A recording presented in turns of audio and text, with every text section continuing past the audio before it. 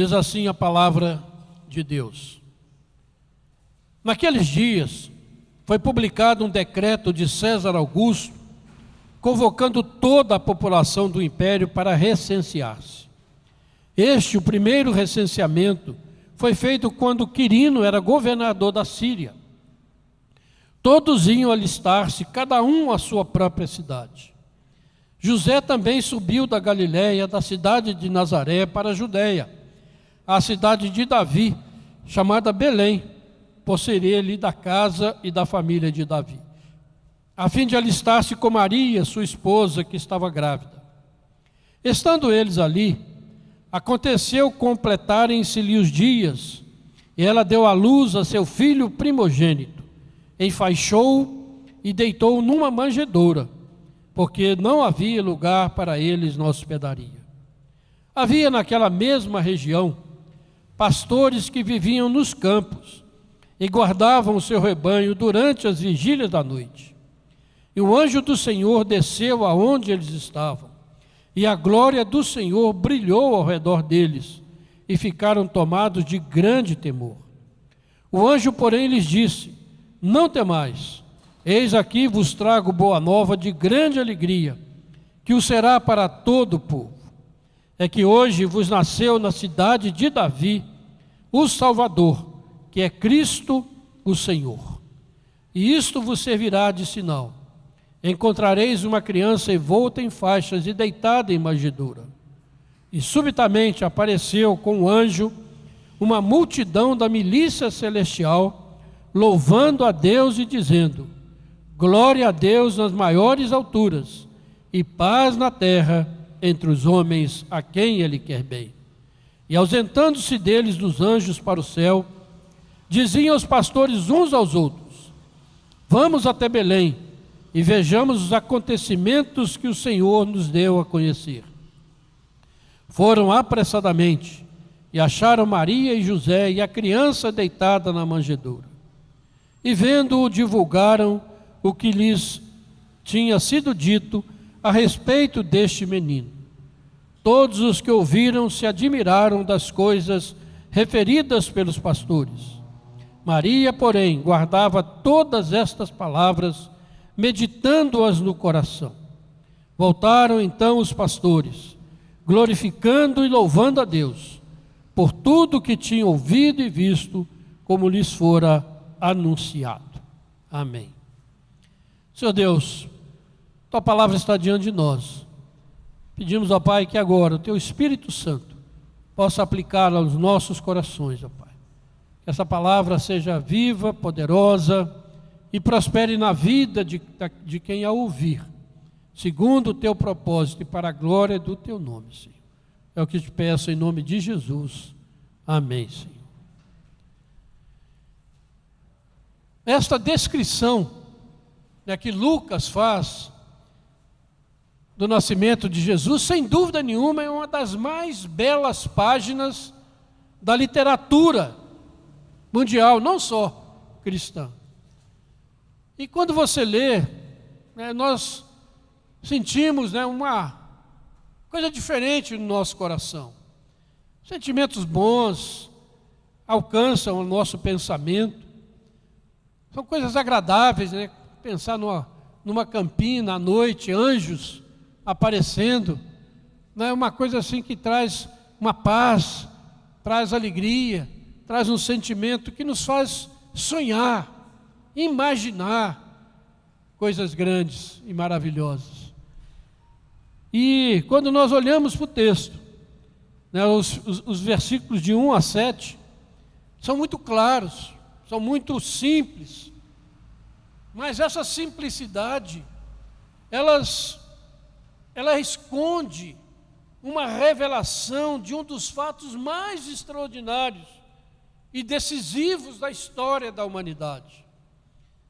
O Deus Criador, que criou todo este universo e que governa sobre tudo, Ele se torna um ser humano.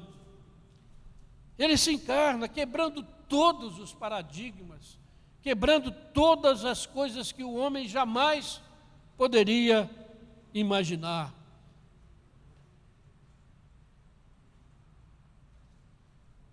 Todas as religiões criadas pelo homem é uma narrativa diferente, porque elas sempre são uma divinização de uma pessoa. Pessoas que morrem e depois assumem poderes divinos. Pessoas que morrem depois são canonizadas e passam a ouvir orações, passam a curar pessoas, passam a resolver problemas. Todas as religiões criadas pelo homem é o caminho inverso. É homens que são divinizados. Mas o cristianismo é diferente. É o Deus Todo-Poderoso, Criador dos céus e da terra, é que se torna, que se humilha, que se esvazia e se torna um de nós. Que coisa maravilhosa, irmãos. E esse relato, que a gente vê nos evangelhos do nascimento de Jesus é completamente diferente de todas as outras narrativas que você possa procurar nesse mundo. E aí nós podemos perguntar, como Abraão já perguntou aqui, que Deus é esse? E nós somos privilegiados, porque esse Deus grandioso, amoroso, que veio até nós, se tornou um de nós, e nós podemos ler esse relato e crer nele. Isso é dádiva de Deus, porque quantos leem esse texto e não sente nada, não são mudados, mas quando nós lemos, cremos, realmente nós somos tocados, mudados e transformados pelo poder de Deus. E Lucas, ele diz sempre que fez uma pesquisa muito intensa para escrever tanto Lucas como Atos. E ele coloca então o nascimento do Filho de Deus dentro do contexto histórico, muito definido. Ele cita o imperador romano, ele cita o governador da Síria, e como não havia anos como nós temos hoje, isso marcava a data, a época. E ele faz essa descrição, mostrando que a vinda de Jesus é um fato histórico, que aconteceu dentro da nossa história. Deus veio até nós. E ele diz então no finalzinho do versículo 7 que não havia lugar para José, Maria e Jesus na hospedaria. E a gente pode trazer isso para os nossos dias, Quantos comemoram o Natal, mas Jesus não entra na vida deles. Não há lugar para Jesus na vida de muitas dessas pessoas. Natal vem, Natal vai, mas o coração continua fechado. Jesus continua do lado de fora. E às vezes nem é mencionado nessa época, nesse fim de ano. É completamente ignorado. Não há lugar para Jesus na nossa sociedade, nesse mundo caído, nesse mundo que se afasta cada vez mais de Deus. Mas a Bíblia diz que Jesus veio para buscar e salvar o perdido. Dos versículos 8 até o versículo 20, nós encontramos essa narrativa sem paralelo que eu já comentei. Anjos anunciam a pastores que guardavam seus rebanhos durante as vigílias da noite. E diz que hoje vos nasceu na cidade de Belém o Salvador, que é Cristo o Senhor. Que mensagem extraordinária. E aqui é interessante, irmãos, nós fazemos um parênteses e pensamos em algo muito interessante.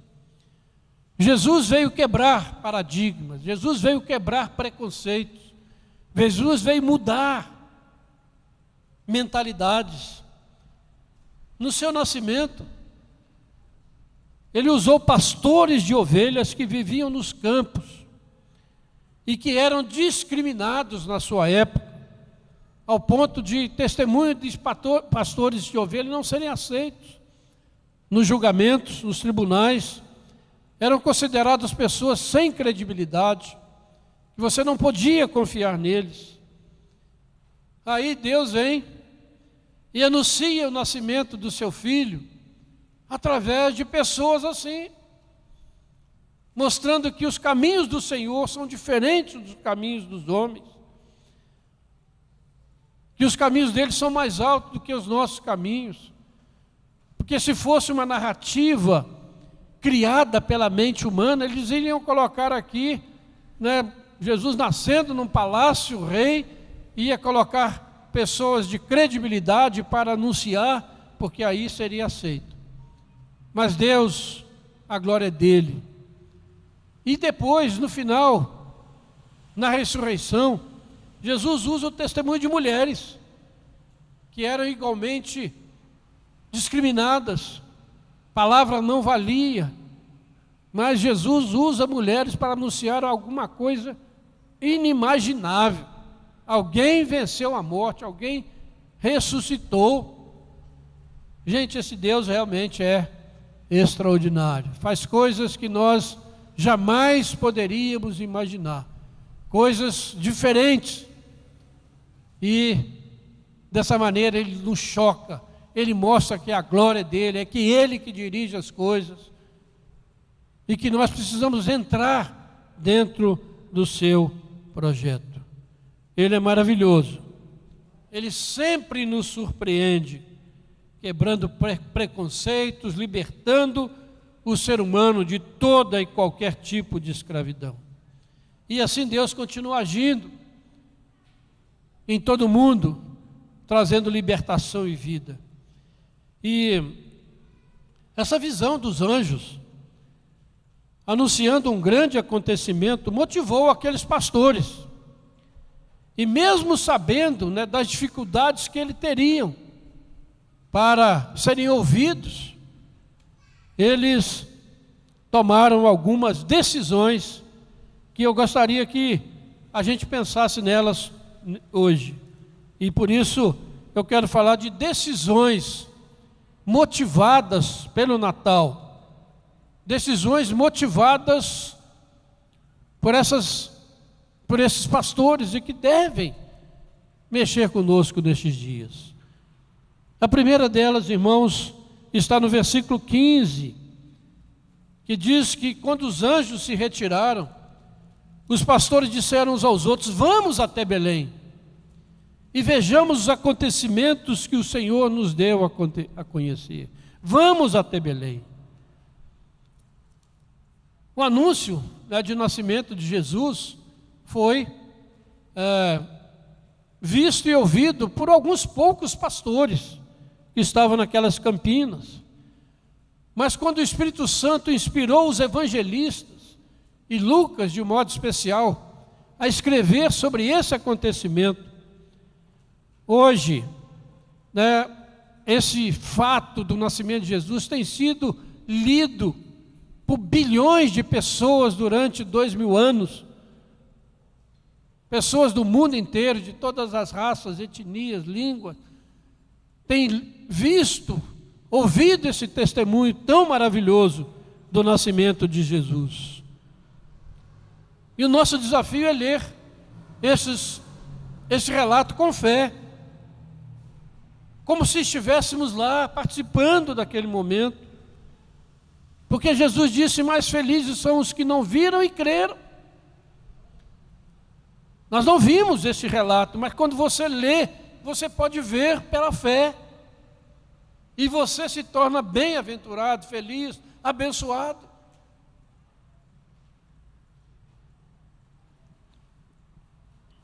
E pela fé, irmãos, na veracidade do relato bíblico, nós deveríamos também ficar impressionados e empolgados ao lermos esses versículos. Deveriam mexer com as nossas emoções, com os nossos sentimentos, deviam penetrar nos nossos corações e mentes, e deveriam nos levar a uma adoração mais sincera e mais profunda àquele que nasceu no Natal.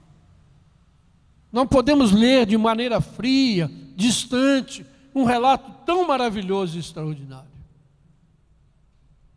Se somos crentes, se cremos, isso precisa realmente tocar na nossa vida. Porque ao lermos as Escrituras, irmãos, nós não somos leitores desinteressados, distantes, distraídos.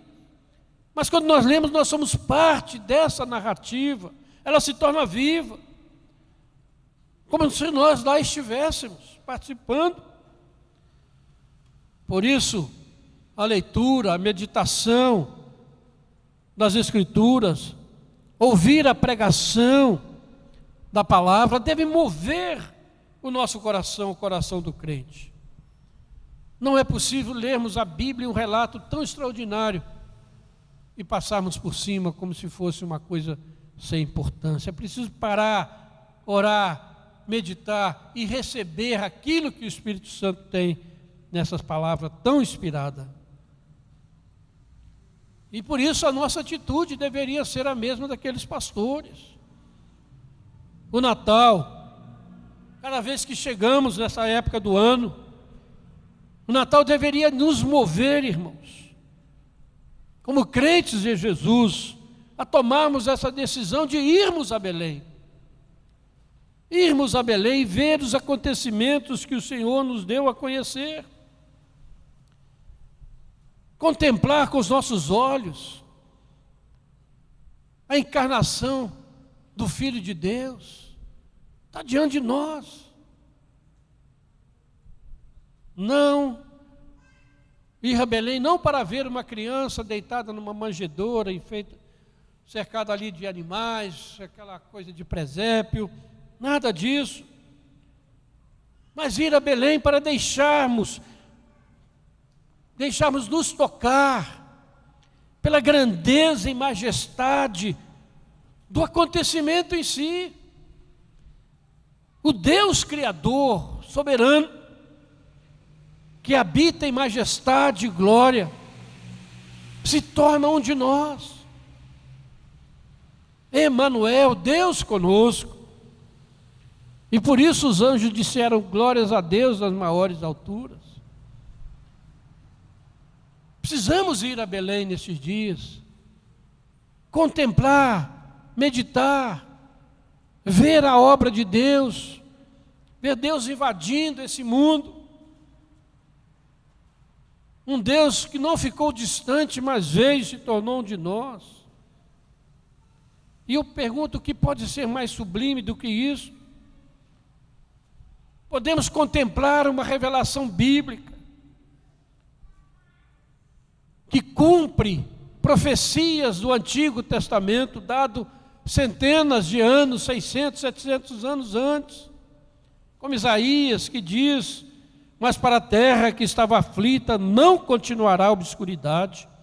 O povo que andava em trevas viu grande luz, e aos que viviam na região da sombra da morte resplandeceu-lhes a luz. Ou como diz Miqueias: e tu, Belém Efrata, pequena demais para figurar como grupo de milhares de Judá, de ti me sairá o que há de reinar em Israel, e cujas origens são desde os tempos antigos, desde os dias da eternidade. Aleluia. E nós podemos contemplar isso quando a gente, no Natal, se esquece, deixa de lado. Pastor Jefferson pregou sobre isso hoje pela manhã. Tantas picuinhas, tantas coisas, tantas preocupações, e nos mergulhamos na revelação bíblica e deixamos nos tomar pelo Espírito Santo, nos colocando dentro deste acontecimento tão grandioso. Vamos até Belém. Eu gostaria de desafiar você a assumir esse compromisso nesses dias, nessa semana. É o privilégio que os pastores tiveram e que nós podemos ter hoje. Ir a Belém e vermos os acontecimentos que o Senhor nos deu a conhecer pela sua palavra. Irmãos, que privilégio. Quantos no Natal estão aí vazios, desesperados, angustiados, buscando cada vez mais coisas vazias? Eu fico pensando quando eu vejo na televisão, outro lugar, pessoas dizendo: Feliz Natal, boas festas, Feliz Ano Novo, muita paz, muita luz, coisas vazias, que não muda nada. Quando nós podemos ir a Belém e contemplar aquilo que Deus fez, tornando-se um de nós na pessoa de Jesus. Por isso, não despreze esse privilégio. Mas uma segunda coisa que esse texto coloca diante de nós, irmãos, a segunda decisão daqueles pastores, no versículo 17, eles dizem que depois que eles viram a criança, diz o versículo 17, e vendo-o, divulgaram o que lhes tinha sido dito a respeito deste menino. Eles divulgaram. Depois de comprovarem a veracidade e a grandiosidade daquilo que os anjos haviam falado, aqueles pastores divulgaram, contaram para todo mundo, proclamaram, pregaram. Mas contaram o quê? Divulgaram o quê? Não uma bela história de Natal inventada por eles. E é interessante observar aqui que eles não enfatizaram a presença dos anjos, de um coral de anjos.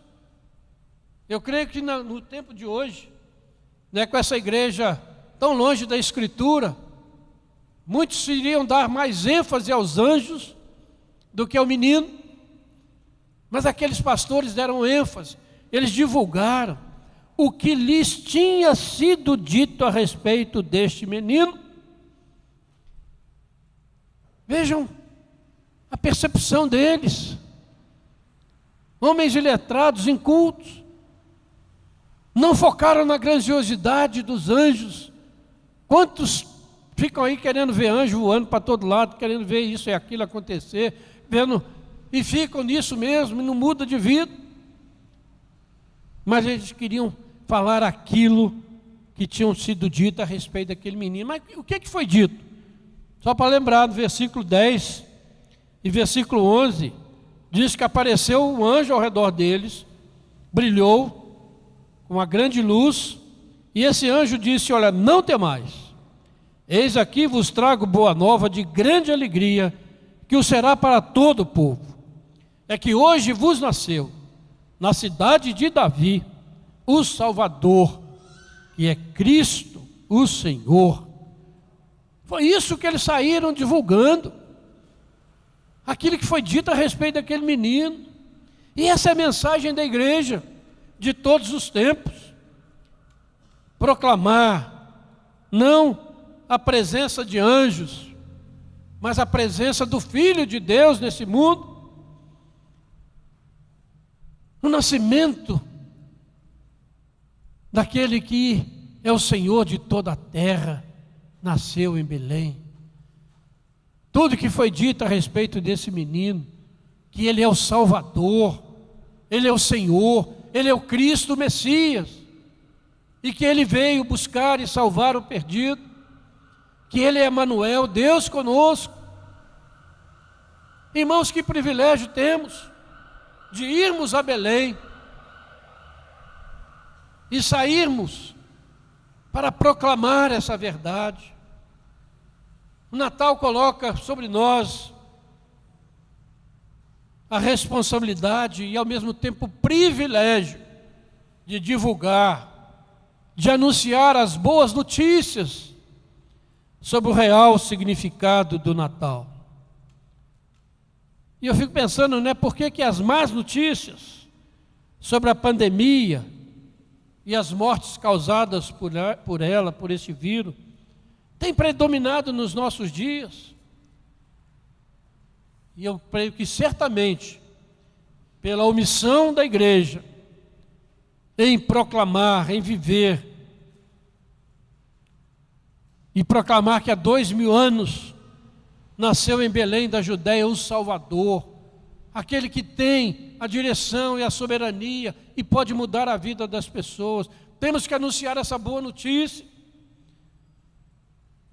porque a Covid-19 mata fisicamente o ser humano, mas a Bíblia diz que essa não é a pior morte.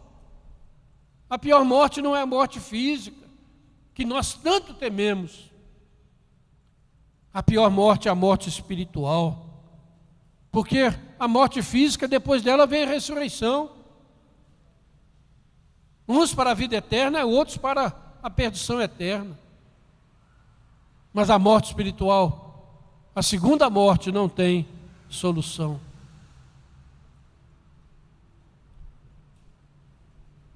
Mais do que temer a morte física, do temer os governantes deste mundo, nós deveríamos temer a morte espiritual. E eu quero convidar você a abrir a sua Bíblia em Mateus, capítulo 10, e ver umas palavras muito pesadas de Jesus, e que nos deveriam fazer pensar muito nesses dias. Mateus 10, verso 28 em diante, diz assim: não temais os que matam o corpo e não podem matar a alma.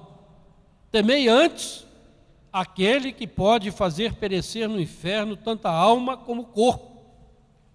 Não se vendem 2 pardais por um asse? E nenhum deles cairá em terra sem o consentimento do vosso Pai. E quanto a vós outros, até os cabelos todos da cabeça estão contados. Não temais, pois, bem mais valeis do que muitos pardais. Portanto, todo aquele que me confessar diante dos homens, também eu o confessarei diante do meu Pai, que está nos céus. Mas aquele que me negar diante dos homens, também eu o negarei diante do meu Pai, que está nos céus. Aqueles que vão a Belém e realmente entendem o significado do Natal, que veem os acontecimentos, tem conhecimento dessa notícia maravilhosa e não a divulgam, que não proclamam, estão enquadrados nessa palavra de Jesus. Porque o verso 27 aí de Mateus 10 vai dizer: o que vos digo às escuras, dizei-o à plena luz, e o que se vos diz ao ouvido, proclamai-o dos oirados, dos telhados. Precisamos proclamar.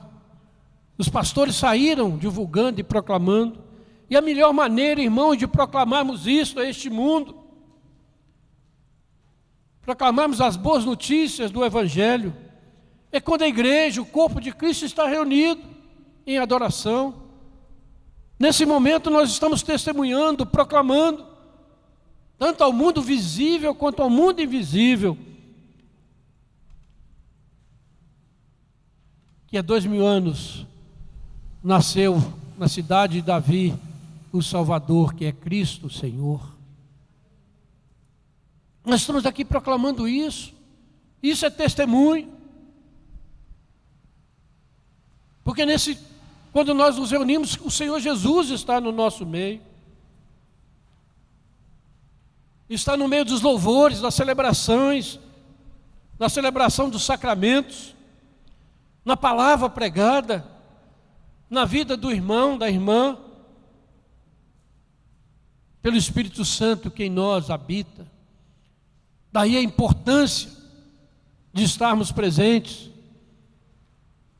E quando nós deixamos de nos congregar, nós estamos deixando de anunciar, estamos deixando de proclamar o nascimento de Jesus e a vitória de Jesus sobre a morte.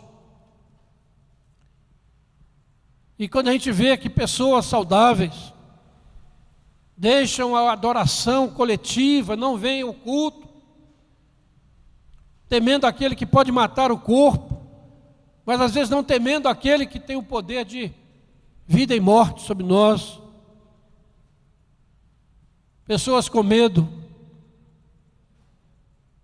da morte física deixam de adorar e prestar culto a Deus, deixam de proclamar aquilo que foi dito a respeito daquele menino. Que tragédia, irmãos! Que tragédia!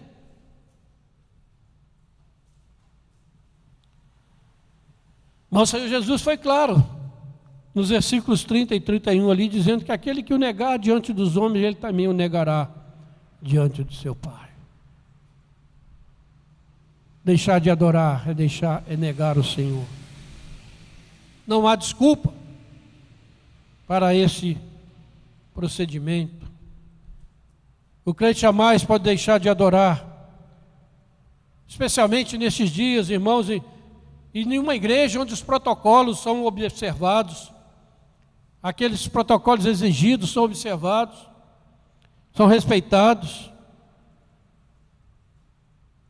mas o medo de morrer fisicamente,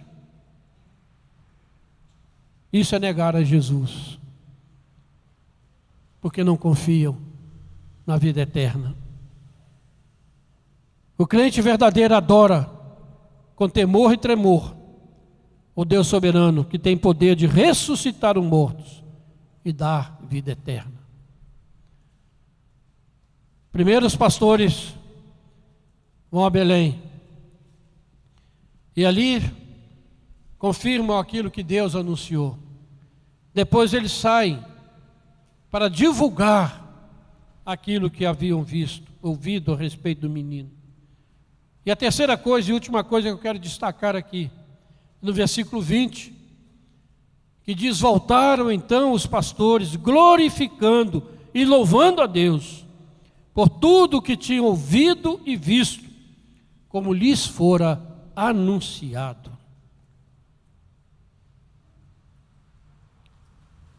Verso 19 diz que Maria permaneceu com a criança naquele lugar, guardando, meditando na palavra de Deus. Já os pastores saíram daquele lugar, de volta para o seu trabalho, para o seu lugar, glorificando e louvando a Deus. O Natal é apenas um momento durante o ano, onde Deus nos proporciona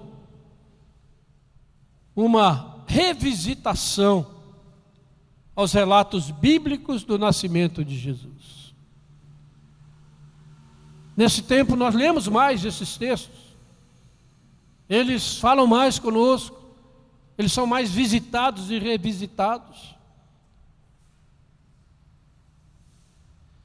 E apesar de toda a grandeza da revelação bíblica, nós não podemos ficar parados, admirando de modo egoísta aquilo que nós temos ouvido e visto.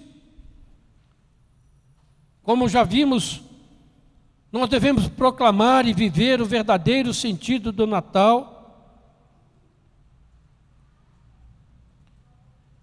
Neste mundo incrédulo, glorificando e louvando a Deus. 2000 anos depois do nascimento de Jesus, nós temos uma perspectiva histórica, irmão, de toda a obra da redenção, que começa no Natal, termina na cruz, na ressurreição e na ascensão de Jesus, com seu corpo glorificado. Ou seja, mais motivos ainda nós temos do que aqueles pastores, para glorificar a Deus, para voltarmos para as nossas atividades, louvando e glorificando a Deus. A boa notícia do Evangelho chegou até os confins da terra. Jesus hoje é adorado em praticamente todas as nações e etnias da terra. O seu reino glorioso está presente na vida de milhares ou bilhões de pessoas que adoram em espírito e em verdade. Aqueles pastores, diz o texto, voltaram para as suas atividades naturais, não ficaram lá ajoelhados diante daquele menino, no misticismo, ou se escondendo, mas voltaram e voltaram divulgando, glorificando e louvando a Deus. Estamos celebrando o Natal, mas nós precisamos voltar para as nossas atividades. Precisamos voltar para o nosso dia a dia, para a nossa vida normal, trabalho, estudo, casa, igreja, sempre com um hino de louvor em nossos corações, em nossos lábios. Como não adorar e glorificar esse Deus tão grandioso e poderoso, que tem nos amado com amor eterno e tem cuidado de nós em todas as circunstâncias. Ele nos deu o melhor que Ele tinha, seu Filho amado. Por acaso Ele nos dará conosco todas as outras coisas? Pergunta o apóstolo Paulo em Romanos 8. E nós temos recebido graça sobre graça. Deus tem nos preservado, como eu já disse, nestes dias de tanto temor, de tanta angústia. O sentimento de gratidão por aquilo que Deus fez por nós em Jesus e continua fazendo hoje, no meio de toda essa pandemia e confusão, deve nos conduzir à adoração pessoal e coletiva.